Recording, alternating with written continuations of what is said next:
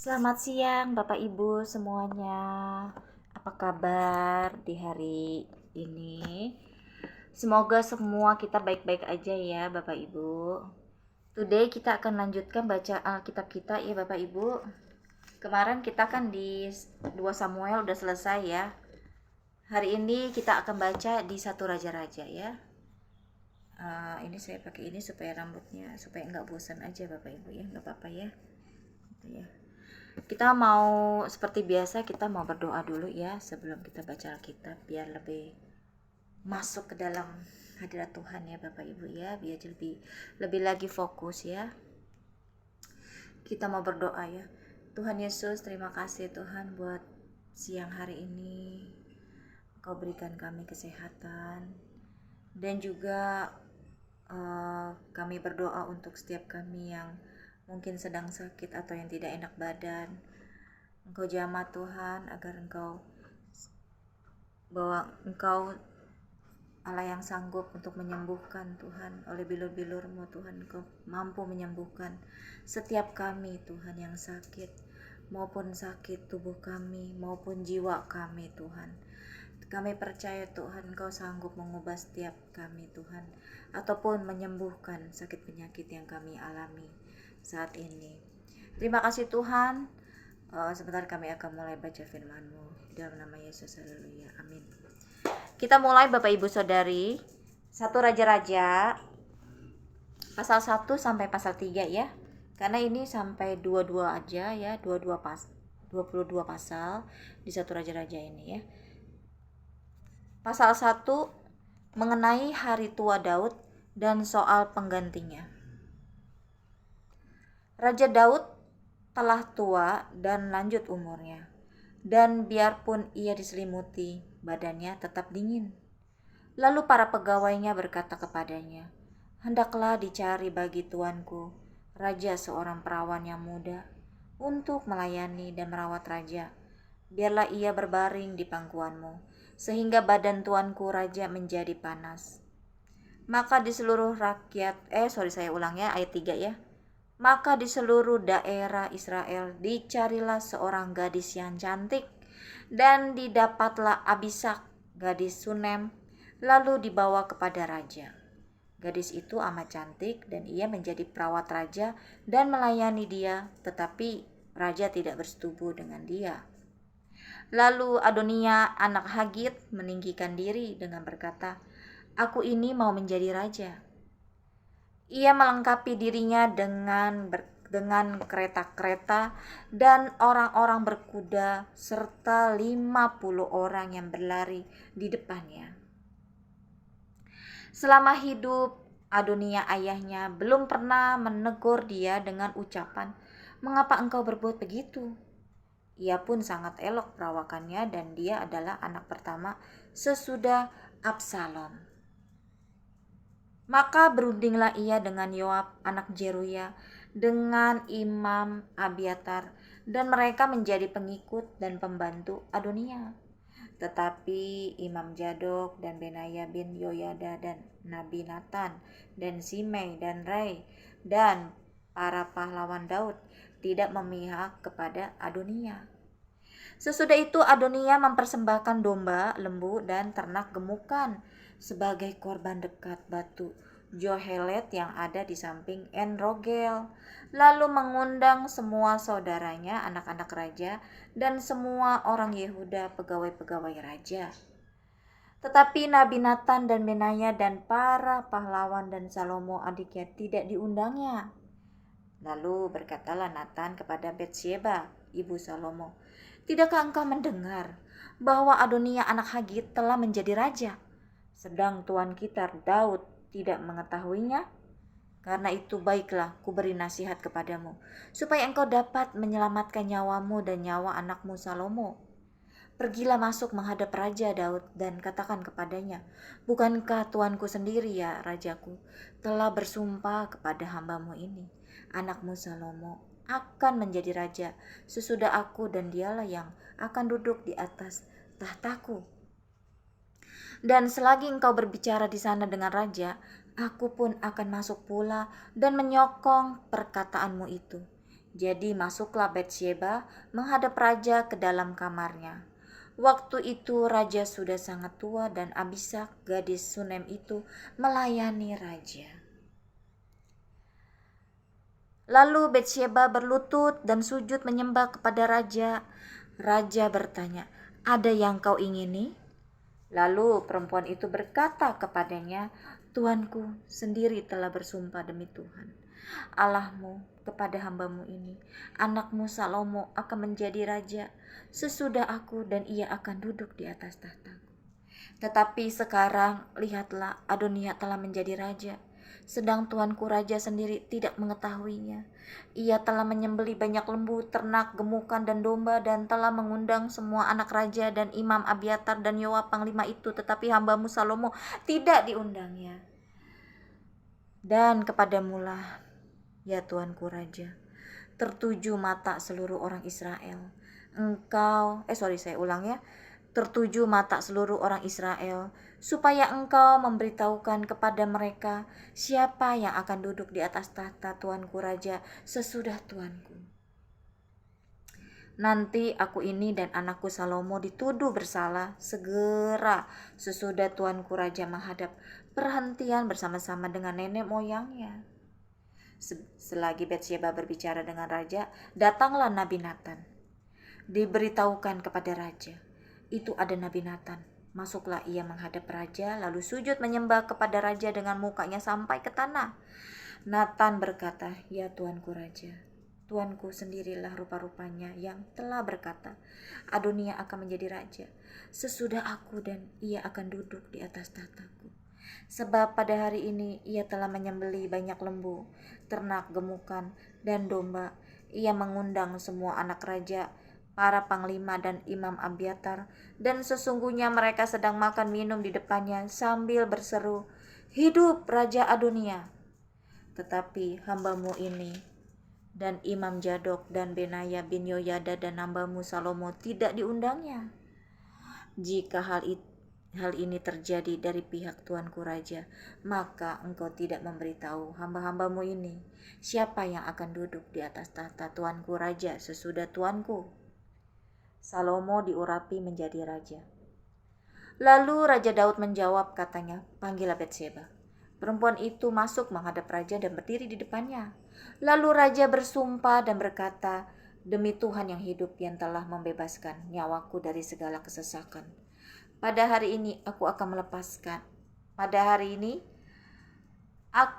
akan melaksanakan apa yang kujanjikan kepadamu demi Tuhan Allah Israel. Dengan sumpah ini, anakmu Salomo akan menjadi raja sesudah aku, dan dialah yang akan duduk di atas tahtaku menggantikan aku." Lalu Batsyeba berlutut dengan mukanya sampai ke tanah. Ia sujud menyembah kepada raja dan berkata, "Hidup tuanku Raja Daud untuk selama-lamanya." Lagi kata Raja Daud, "Panggillah Imam Zadok, Nabi Natan, dan Benaya bin Yoyada." Mereka masuk menghadap raja. Dan raja berkata kepada mereka, "Bawalah para pegawai tuanmu ini, naikkan anakku Salomo ke atas bagal betina kendaraanku sendiri, dan bawa dia ke Gihon. Imam Zadok dan Nabi Natan harus mengurapi dia di sana menjadi raja atas Israel. Kemudian kamu meniup sangkakala dan berseru, 'Hidup Raja Salomo!' Sesudah itu kamu berjalan pulang dengan mengiring dia, lalu ia akan masuk dan duduk di atas tahtaku, sebab dialah yang harus naik tahta menggantikan aku, dan dialah yang kutunjuk menjadi raja atas Israel dan Yehuda." Lalu Benaya bin Yoyada menjawab raja, "Amin.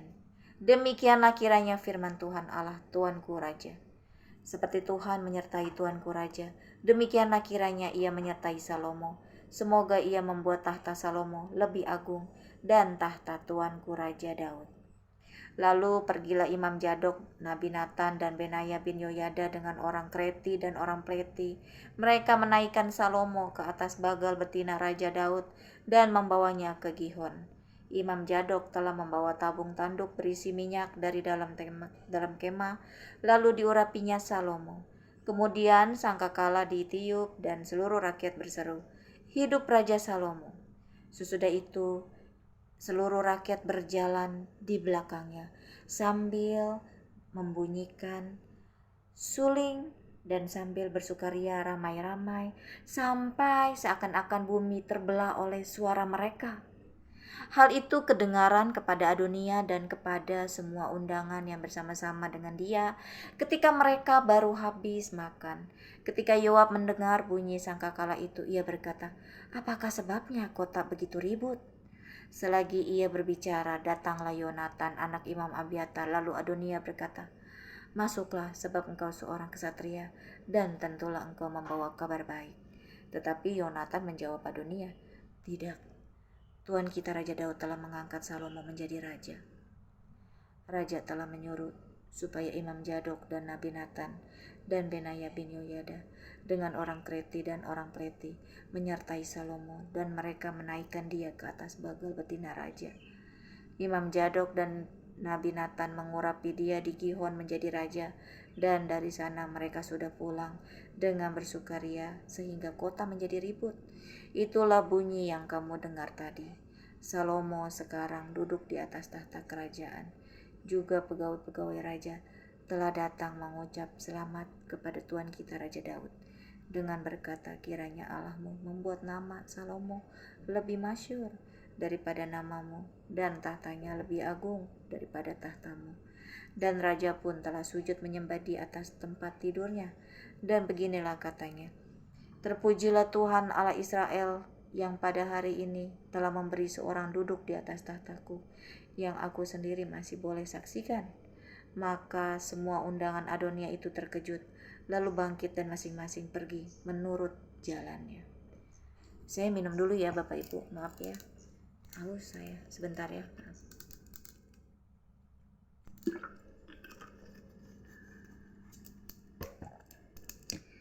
Kita lanjut di ayat 50. Takutlah Adonia kepada Salomo, sebab itu ia segera pergi memegang tanduk-tanduk mezbah. Lalu diberitahukanlah kepada Salomo, ternyata Adonia takut kepada Raja Salomo, dan ia telah memegang tanduk-tanduk mezbah serta berkata, biarlah Raja Salomo lebih dahulu bersumpah mengenai aku, bahwa ia takkan membunuh hambanya ini dengan pedang. Lalu kata Salomo, jika ia berlaku sebagai kesatria, maka selai rambut pun dari kepalanya tidak akan jatuh ke bumi. Tetapi jika ternyata ia bermaksud jahat, haruslah ia dibunuh. Dan Raja Salomo menyuruh orang menjemput dia dari mezbah itu. Ketika ia masuk, sujudlah ia menyembah kepada Raja Salomo. Lalu Salomo berkata kepadanya, pergilah ke rumahmu.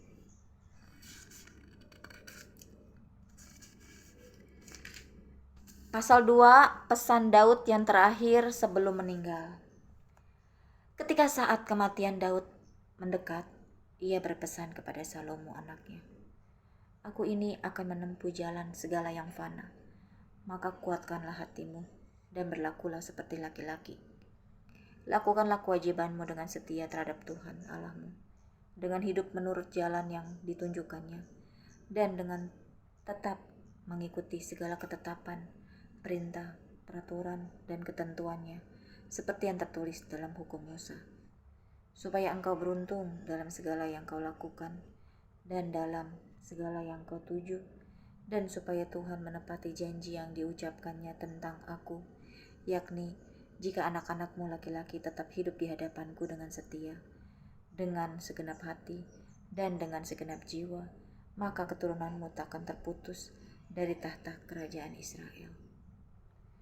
Dan lagi engkau pun mengetahui apa yang dilakukan kepadaku oleh Yoab, anak Jeruya, apa yang dilakukannya kepada kedua panglima Israel, yakni Abner bin Ner dan Amasa bin Yeter.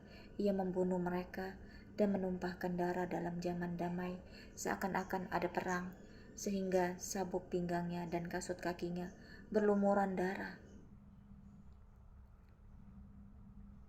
Maka bertindaklah dengan bijaksana dan janganlah biarkan yang ubanan itu turun dengan selamat ke dalam dunia orang mati.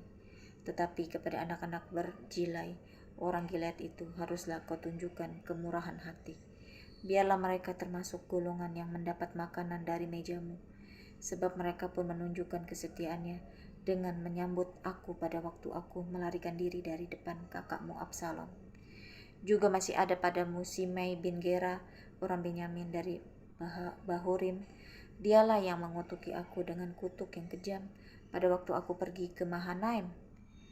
Tetapi kemudian ia datang menyongsong aku di sungai Yordan, dan aku telah bersumpah kepadanya, demi Tuhan, takkan kubunuh engkau dengan pedang. Sekarang janganlah bebaskan dia dari hukuman, sebab engkau seorang yang bijaksana dan tahu apa yang harus kau lakukan kepadanya untuk membuat yang ubanan itu turun dengan berdarah ke dalam dunia orang mati. Kemudian Daud mendapat perhentian bersama-sama nenek moyangnya, dan ia dikuburkan di kota Daud. Dan Daud memerintah orang Israel selama 40 tahun di Hebron, ia memerintah 7 tahun, dan di Yerusalem ia memerintah 33 tahun. Salomo duduk di atas tahta Daud ayahnya, dan kerajaannya sangat kokoh. Tindakan-tindakan Salomo untuk mengokohkan tahtanya. Pada suatu hari Adonia anak Hagit masuk menghadap Batsheba ibu Salomo. Lalu perempuan itu berkata, apakah engkau datang dengan maksud damai? Jawabnya, ya damai. Kemudian katanya, ada sesuatu yang hendak kukatakan kepadamu. Jawab perempuan itu, katakanlah.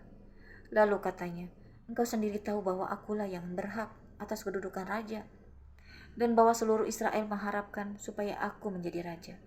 Tetapi sebaliknya, kedudukan raja jatuh kepada adikku, sebab dari Tuhanlah ia mendapatnya.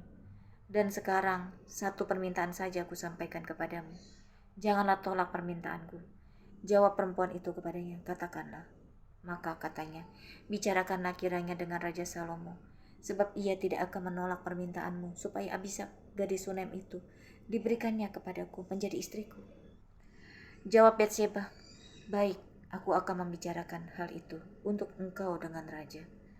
Batsheba masuk menghadap Raja Salomo untuk membicarakan hal itu untuk Adonia. Lalu bangkitlah raja mendapatkannya serta tunduk menyembah kepadanya. Kemudian duduklah ia di atas tahtanya, dan ia menyuruh meletakkan kursi untuk bunda raja. Lalu perempuan itu duduk di sebelah kanannya.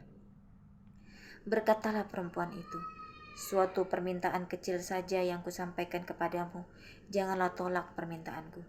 Jawab raja kepadanya, mintalah ya ibu, sebab aku tidak akan menolak permintaanmu. Kata perempuan itu, biarlah Abishag gadis Sunem itu diberikan kepada kakakmu Adonia menjadi istrinya.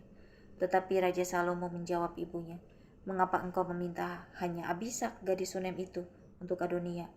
Minta jugalah untuknya kedudukan raja. Bukankah dia saudaraku yang lebih tua, dan di pihaknya ada Imam Abiatar dan Yoab, anak Jeruya. Lalu bersumpahlah Raja Salomo demi Tuhan, beginilah kiranya Allah menghukum aku, bahkan lebih daripada itu, jika Adonia tidak membayarkan nyawanya dengan permintaan ini. Oleh sebab itu, demi Tuhan yang hidup, yang menegakkan aku dan mendudukkan aku di atas tahta Daud, ayahku, dan yang membuat bagiku suatu keluarga, seperti yang dijanjikannya, pada hari ini juga Adonia harus dibunuh. Lalu Raja Salomo menyerahkan hal itu kepada Benaya bin Yoyada. Orang ini memanjung dia sehingga mati. Dan kepada Imam Abiatar raja berkata, pergilah ke Anatot, ke tanah milikmu, sebab engkau patut dihukum mati. Tetapi pada hari ini aku tidak akan membunuh engkau, oleh karena engkau telah mengangkat tabut Tuhan Allah di depan Daud ayahku, dan oleh karena engkau telah turut menderita dalam segala sengsara yang diderita ayahku.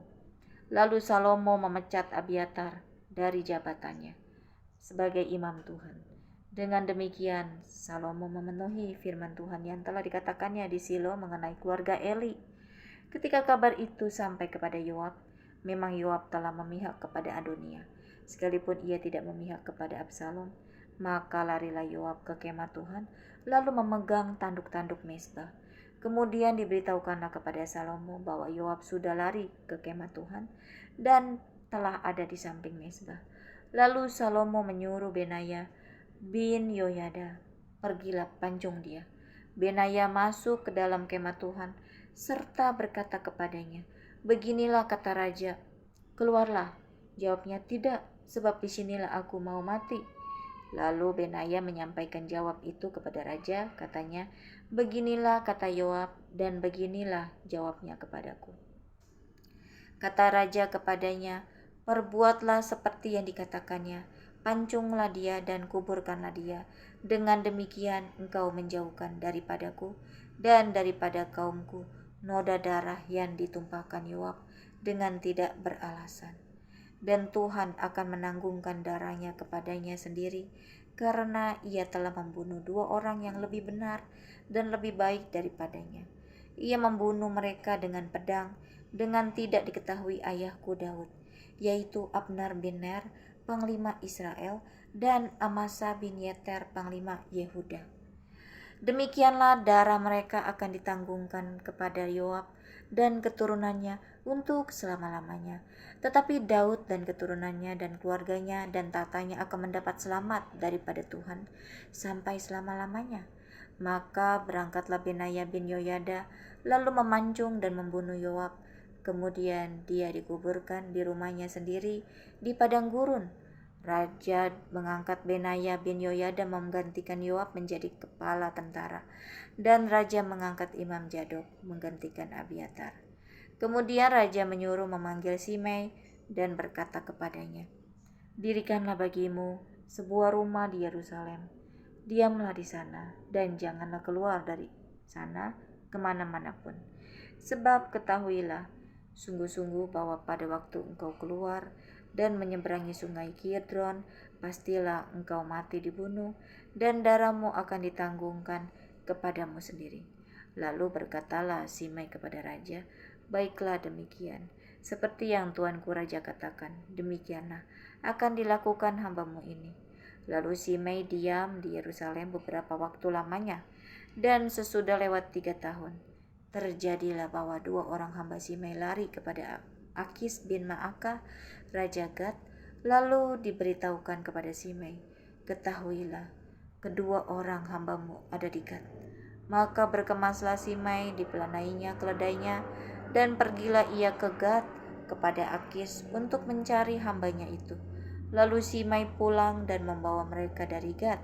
Ketika diberitahukan kepada Salomo bahwa tadinya Simei pergi dari Yerusalem ke Gad dan sekarang sudah pulang, maka raja menyuruh memanggil Simei dan berkata kepadanya, "Bukankah aku telah menyuruh engkau bersumpah demi Tuhan dan telah memperingatkan engkau?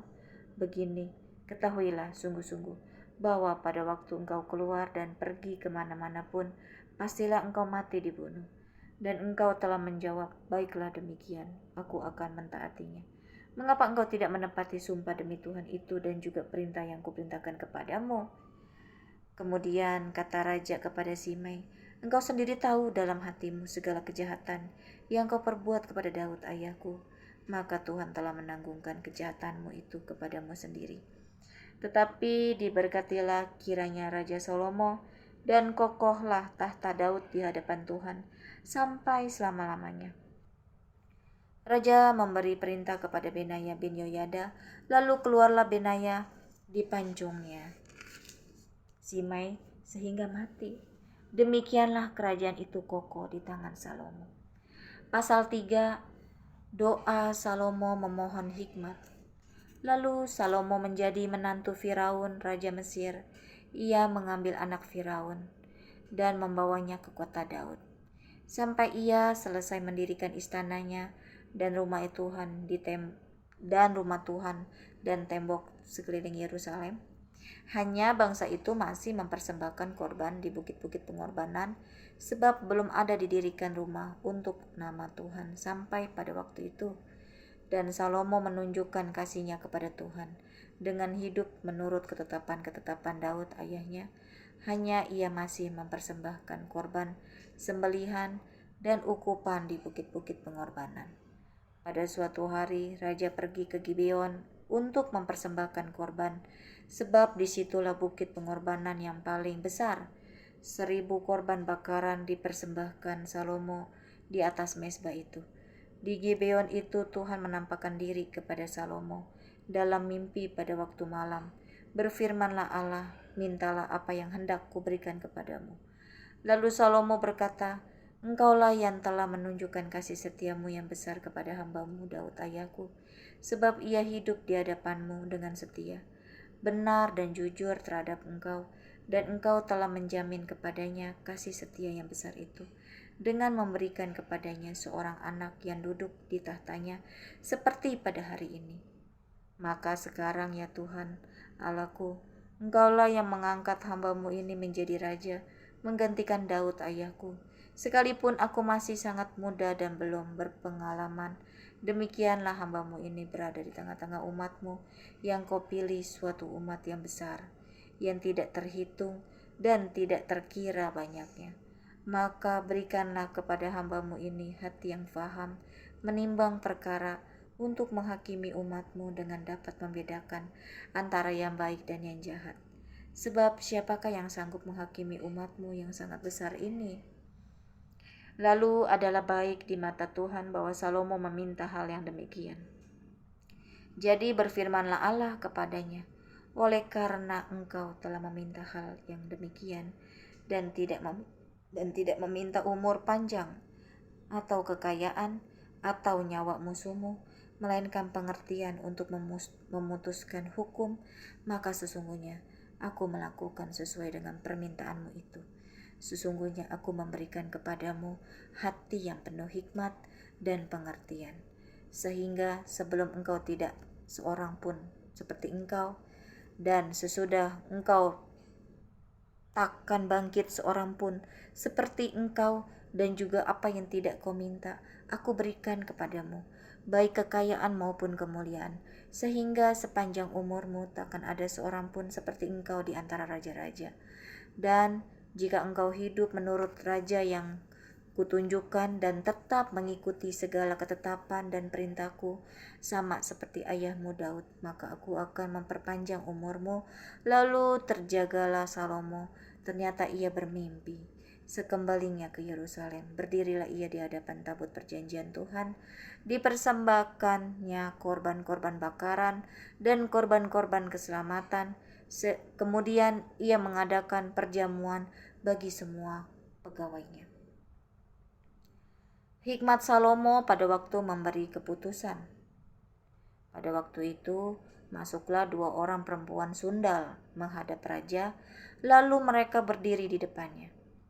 Kata perempuan yang satu, "Ya tuanku, aku dan perempuan ini diam dalam satu rumah, dan aku melahirkan anak pada waktu dia ada di rumah itu.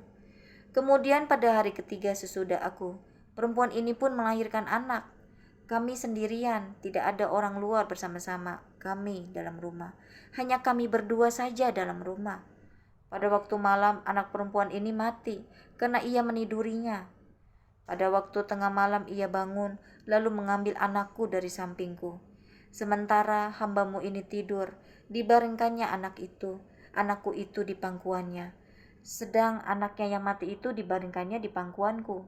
Ketika aku bangun pada waktu pagi untuk menyusui anakku, tampaklah anak itu sudah mati. Tetapi ketika aku mengamati dia pada waktu pagi itu, tampaklah bukan dia anak yang kulahirkan. Kata perempuan yang lain itu, bukan, anakkulah yang hidup dan anakmulah yang mati. Tetapi perempuan yang pertama berkata pula, bukan, anakmulah yang mati dan anakkulah yang hidup. Begitulah mereka bertengkar di depan raja. Lalu berkatalah raja yang seorang berkata, anakkulah yang hidup ini dan anakmulah yang mati. Yang lain berkata, bukan, anakmulah yang mati dan anakkulah yang hidup. Sesudah itu raja berkata, ambilkan aku pedang. Lalu dibawalah pedang ke depan raja. Kata raja, penggalah anak yang hidup itu menjadi 2, dan berikanlah setengah kepada yang satu dan yang setengah lagi kepada yang lain. Maka kata perempuan yang empunya anak yang hidup itu kepada raja, sebab timbullah belas kasihannya terhadap anaknya itu. Katanya, ya tuanku, berikanlah kepadanya bayi yang hidup itu. Jangan sekali-sekali membunuh dia. Tetapi yang lain itu berkata, supaya jangan untukku ataupun untukmu, penggalah. Tetapi raja menjawab, katanya, berikanlah kepadanya bayi yang hidup itu. Jangan sekali-kali membunuh dia. Dia itulah ibunya. Ketika seluruh orang Israel mendengar keputusan hukum yang diberikan raja, maka takutlah mereka kepada raja, sebab mereka melihat bahwa hikmat daripada Allah ada dalam hatinya untuk melakukan keadilan. Amin ya Bapak Ibu ya. Kita sudah selesai bacaan kita sampai pasal 3. Kita akan tutup dalam doa ya. Terima kasih Tuhan Yesus buat firman-Mu ini. Biarlah Tuhan kami terus hidup Tuhan, kerohanian kami, iman kami bertumbuh, dan hidup kami berubah Tuhan, dan hidup kami menjadi terang, menjadi teladan, dan juga Tuhan urapi kami Tuhan agar Engkau ubahkan kami Tuhan menjadi hati yang baru, pikiran baru, perasaan kami yang baru, sehingga kami tidak menjadi seperti yang sekarang lagi, melainkan kami menjadi yang baru Tuhan. Ubah kami Tuhan Yesus agar kami diberikan perubahan dalam menghadapi, menjalani hari-hari kami atau ujian, cobaan, atau perkara yang kami alami atau yang kami akan hadapi nanti. Terima kasih Tuhan, karena kami hanya berharap kepadamu saja Tuhan, yang bahwa Allah yang sanggup mengubah hati kami Tuhan, yang keras menjadi lembut, yang bebal menjadi tidak bebal Tuhan, menjadi memiliki rendah hati, mau mendengar apa yang Engkau perintahkan, dan takut padamu yang murni Tuhan, yang tulus, yang suci. Dalam nama Tuhan Yesus, kami rindu Tuhan agar Engkau mengubah hidup kami. Terima kasih Tuhan, haleluya, amin.